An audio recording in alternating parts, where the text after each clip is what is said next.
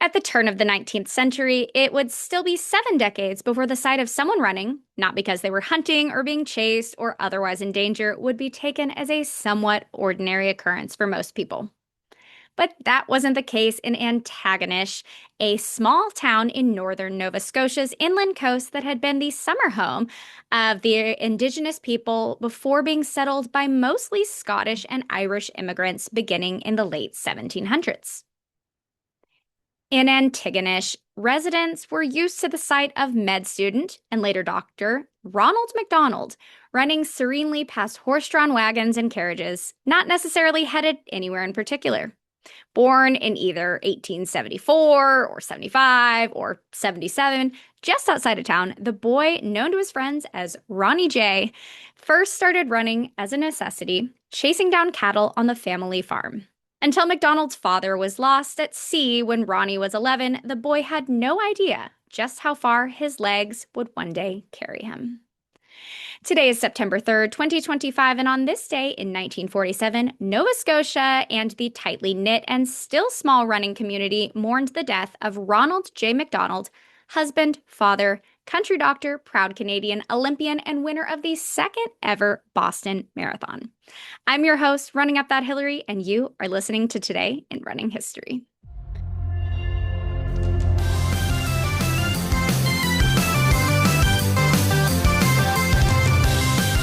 So right away, let me say that Ronald MacDonald never had to deal with any jokes about his name.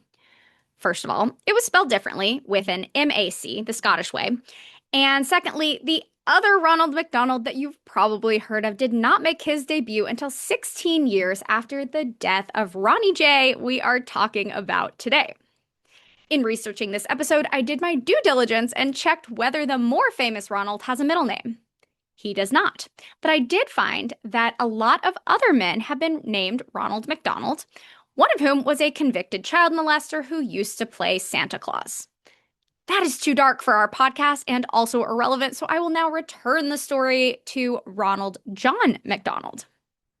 MacDonald was the middle of 5 children whose entire world was turned upside down when their father, Lachlan MacDonald, died when the schooner he was sailing home following the transport of a load of cattle went down with all hands on deck.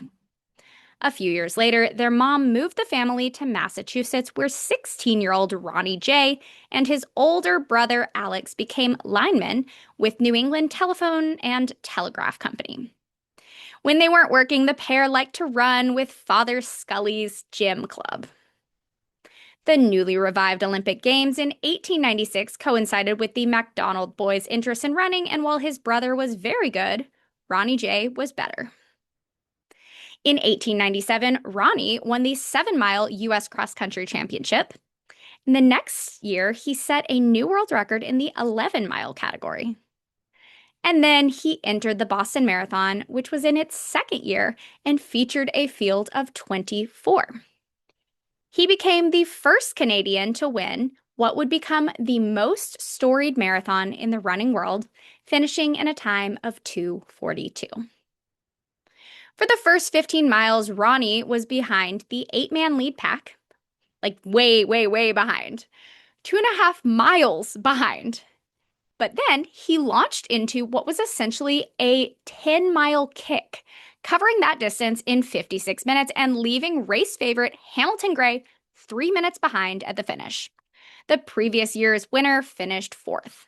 Ronnie's time was considered a world best, but the race distance had not yet been standardized, so it was not an official world record. Though Ronnie started his pre-med studies in 1899, he kept running. But as we will discuss more in future episodes, the sport at this time was rife with corruption. Betting was legal, but the lengths to which gamblers would go to win their bets was often not. Ronnie entered the 1900 marathon and was running very well when he was handed what he believed to be a water-soaked sponge, which he wrung out over his face. But oops, it was actually chloroform. And Ronnie was unable to keep up his pace. He did lose to a fellow Canadian, though, so maybe that was some small comfort. Ronnie entered the 1900 Boston Marathon and was running very well when he was handed what he believed to be a water-soaked sponge, which he wrung out over his face. But oops, it was actually chloroform, and Ronnie was unable to keep up his pace. He did lose to a fellow Canadian, though, so maybe that was some small comfort. Also in 1900, Ronnie was selected for Canada's Olympic team. He traveled to Paris, where the race was held on a suffocatingly hot day. Ronnie passed several competitors to make his way to the front of the pack, but when he got to the finish, was surprised to see that several French runners had already finished and were looking like they had, say, gotten rides rather than ran 25 miles. The response of the French race officials was basically, c'est la vie, which in this case translates to the French guys are getting the medals. Get over it. The next year, Ronnie returned to his hometown to study medicine at St. Francis Xavier University, then at Tufts Medical School and Harvard, both back in Boston.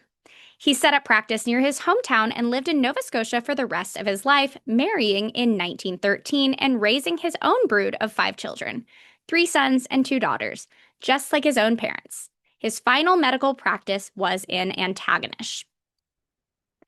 In his career, Ronnie set Canadian records in the 3-mile and 5-mile, plus a world best in the indoor mile.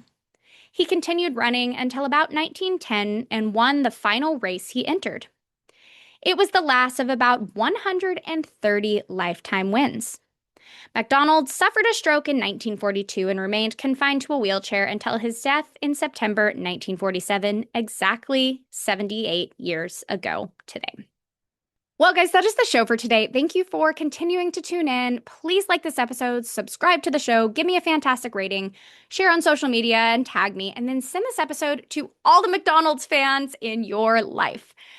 Join me tomorrow for another very special Podception episode, this time featuring Tommy McClellan from the Laugh and Run podcast. I'm your host, Running Up That Hillary, and this has been Today in Running History.